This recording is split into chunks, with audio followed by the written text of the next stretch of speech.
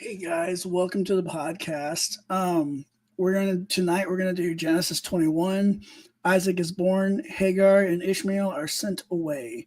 So we're gonna begin that now. So get your Bibles out, and I hope y'all think this one's all right. So 21, chapter 21, verses 1 through 7. Now the Lord visited Sarah as he said, and the Lord did for Sarah as he'd spoken. So that's God. For Sarah conceived and bore Abraham a son in old age, and at the set time of which God had spoken to him. So Abraham called the name of his son born to him, who Sarah bore, Isaac. Then Abraham circumcised Isaac when he was 8 days old, as God commanded him. Now Abraham was 100 when his son Isaac was born. And Sarah said, God has made me laugh. All who hear will laugh with me. She also said, who would have said to Abraham, Sarah would nurse children, for I've borne a child in my old age. So Sarah has Isaac, and the statement God made about Isaac being born is fulfilled. Though old, they've had a child finally. They name him Isaac, which means laughter.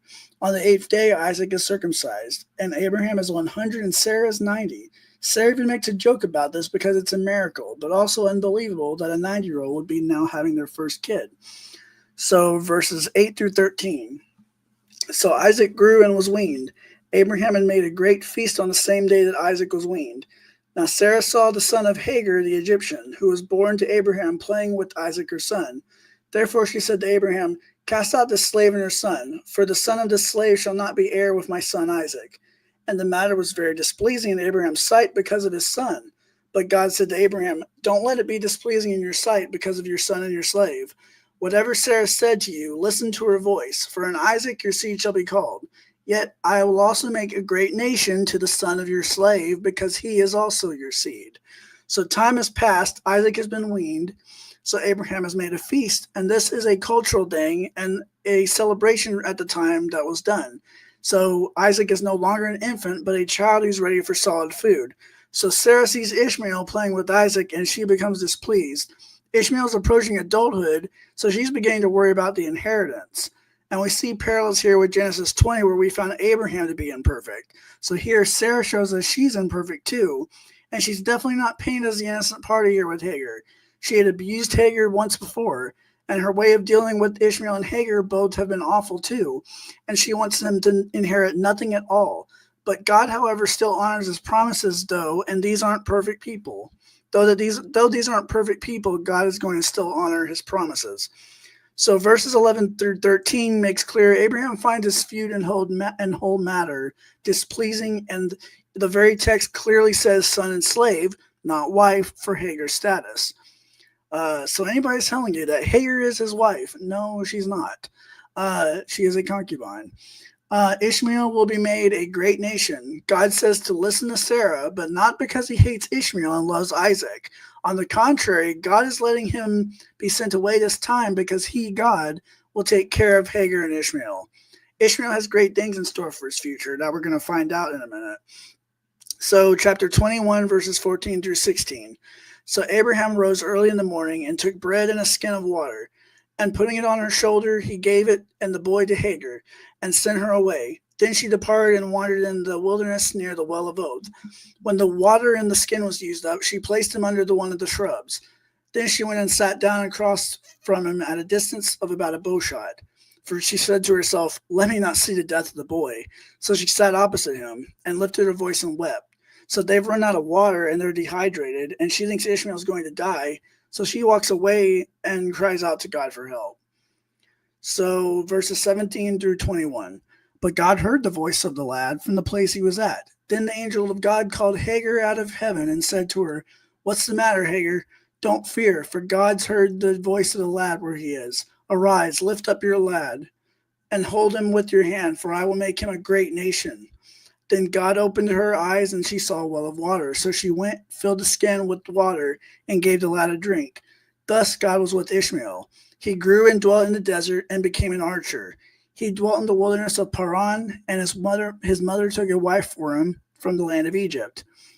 So God hears Ishmael's voice here, and then God calls Hagar out from the heavens and gives her the prophetic word about Ishmael becoming great, tells her not to fear. God's got this. So this is why earlier in chapter 20, Abraham shouldn't have feared Abimelech. God opens her eyes and she sees the well. So she gets Ishmael water, and we get a time skip next, but we learn that God was with Ishmael and that he dwelt in the wilderness of Paran, and Hagar found a wife for him from Egypt to marry. So we get a pattern here. Sarah sends her away out of jealousy, and he goes out. God takes care of him and her, and he marries an Egyptian. This is going to repeat in a way with Joseph. His brothers will sell him, and God will take care of him, and it works out.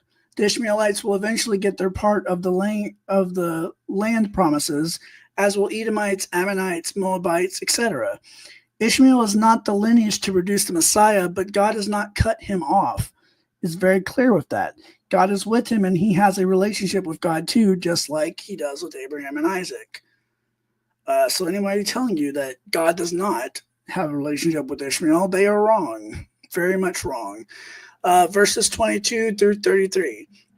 Now it came to pass at the time that Abimelech, his friend Okazoth, and Philcol, the commander-in-chief of his army, spoke to Abraham, saying, God's with you in all you do. Now therefore swear to me by God you won't deal falsely with me, or with my offspring, or with my posterity, but that according to the righteousness I did to you, you'll do to me and to the land in which you've dwelt. So Abraham said, I swear. And then Abraham rebuked Abimelech because of a well of water Abimelech's servants had seized. And Abimelech replied, I don't know who did this thing. You didn't tell me, nor had I heard of it until today. So Abraham took sheep, oxen, and gave them to Abimelech, and the two of them made a covenant. Then Abraham set 7 ewe lambs of the flock by themselves. Abimelech asked, Why have you placed these 7 ewe lambs by themselves? He replied, You must take these 7 ewe lambs from my hand to witness that I dug this well. Therefore he called that place the Well of Oath. So Abimelech rose with Okuzoth and his friend and Philcol, the commander-in-chief of his army, and they returned to the land of the Philistines. Then Abraham planted a field at the Well of Oath, and there he called on the name of the Lord, the eternal God. So Abraham stayed in the land of the Philistines for many days. So now we get explained how the Well of Oath got its name. Abimelech, his friend Okazoth, and Philcol, the commander-in-chief of his army, which these are all Canaanite names, they go to see and speak with Abraham. Abimelech knows God's with Abraham, so he tries to make an oath with him so that maybe Abraham's God will bless Gerar, the nation, and its people. So Abraham agrees, but then he tells Abimelech that his Gerarites people took his well for themselves that he dug. So they make a covenant here, and this wrong is corrected. It's made around the Well of Oath area, and because of this, it's implied that later on, this would be land given to Ishmaelites by God. Abraham names the well and dwells in the Philistine area. So we'll see in Deuteronomy 2 that Israel will be commanded not to take the land from the other Abrahamic tribes because God gave them that land. So he didn't just give Israel land. So maybe the state of Israel would be wise today to read Deuteronomy 2 and stop taking and stealing land from other Abrahamites. That would be really good, wouldn't it? So the Philistine area is mentioned, and this is anachronistic, and this is from Ezra the editor, as Philistines do not exist yet. So we also get another altar here from Abraham with this, another sacred place, the Well of Oath. So next time we're going to do Genesis 22, Abraham offers Isaac to God. And so that is going to be the end of tonight's podcast. I know that was really short, but that's kind of the way I like it. And I think a lot of you like it that way too. So anyways, we are done tonight. But if you like this, hit like, subscribe, and see you next time for chapter 22. So God bless.